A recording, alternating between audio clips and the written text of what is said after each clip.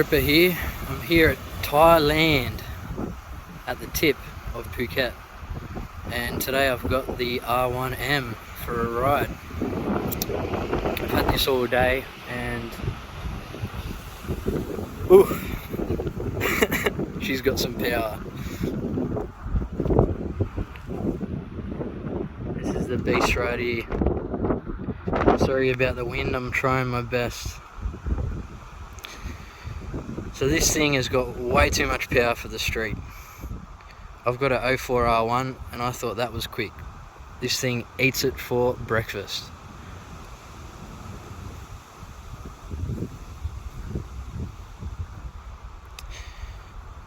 I'm going to be trying a few bikes. This is the first one I've got other than scooters to bum around town.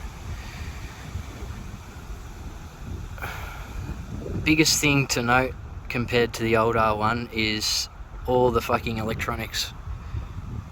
So it's got ABS front and rear and traction control and a bunch of different modes and settings.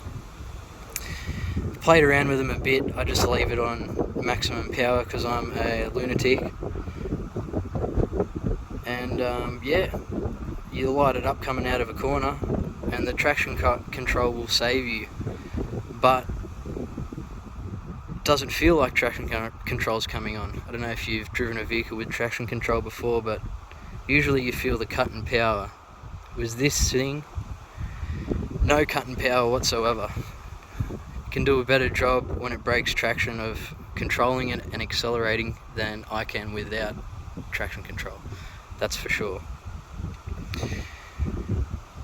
And you can safely say there's no chance that you'd actually need all this power. Even if you were on the track, I think a GP rider would struggle to squeeze all the power out of this. It is an absolute beast. After about 6,000 revs, it accelerates like a fucking 500. It's like a two-stroke. Like a slingshot. Alright, we'll turn it on for you.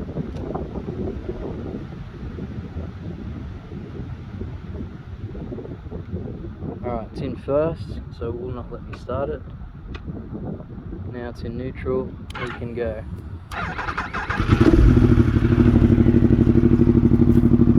This bike is pretty much stock. I think the only thing is the slip-on.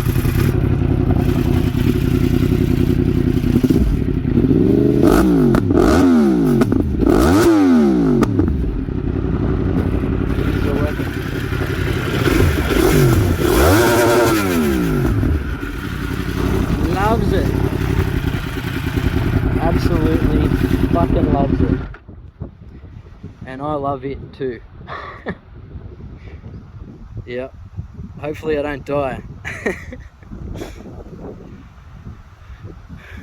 Yeah.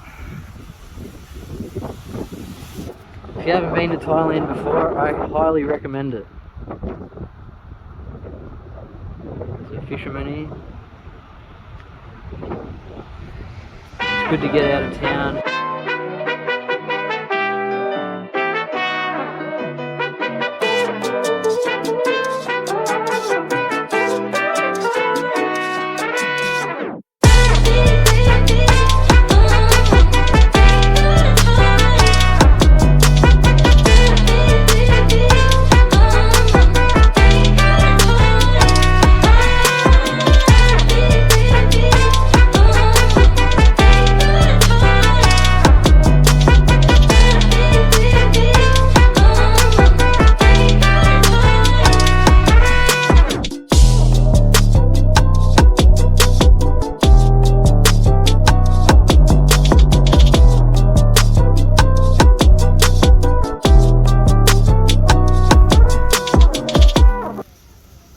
Hey, I'm back here again with the R1M. This bike has been a real pleasure. Best things to note about it would be the electronics. They don't get in the way of riding. You can ride to your full potential and not get shitty with electronics stopping you from doing what you want. You can still do wheelies. and you can definitely go fast. Too fast.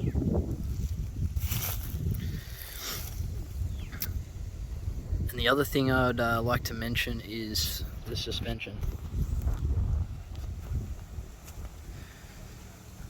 This bike's fitted with Öhlins suspension, front and rear. And I can say it is worth every penny. Bumpy roads turn into flat roads with this suspension. My 04 R1 feels like a pogo stick compared to this.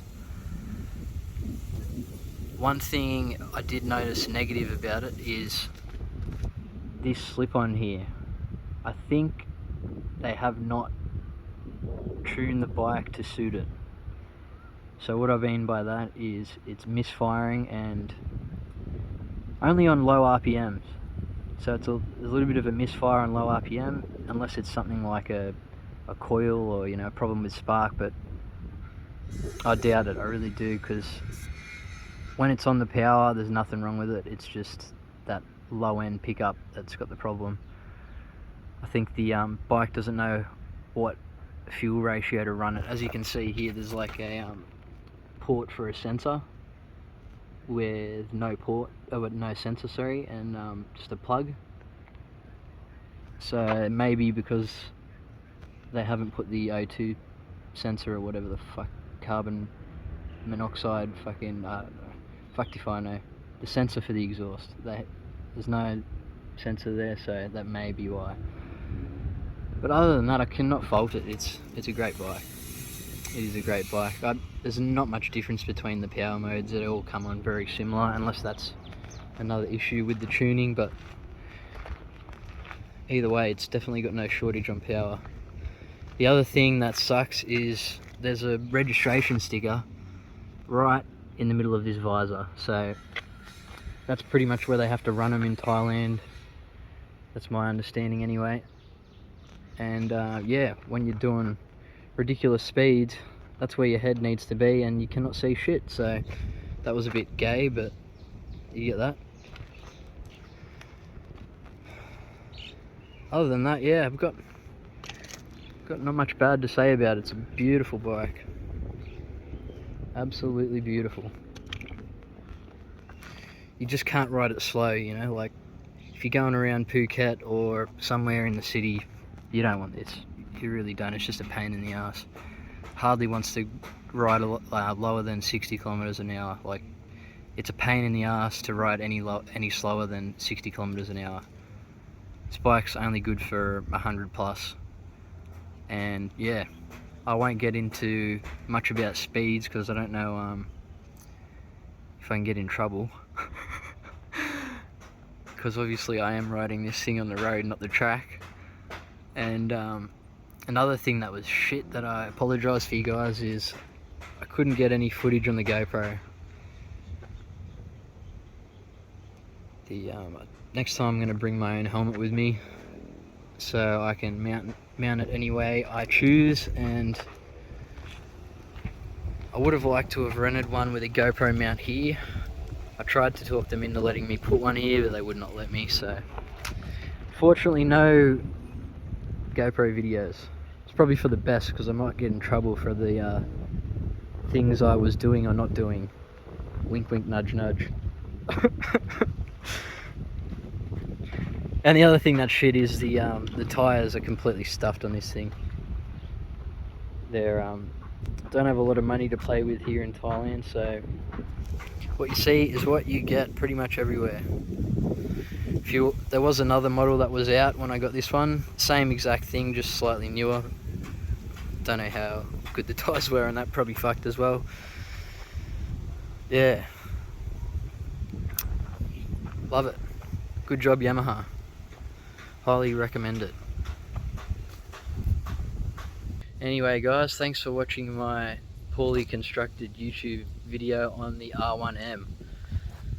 I'll have to prepare better next time and yeah, deliver a better video with some better content. Anyway, hope this was somewhat entertaining. I'll try and do better for the next one. Pat the Ripper out.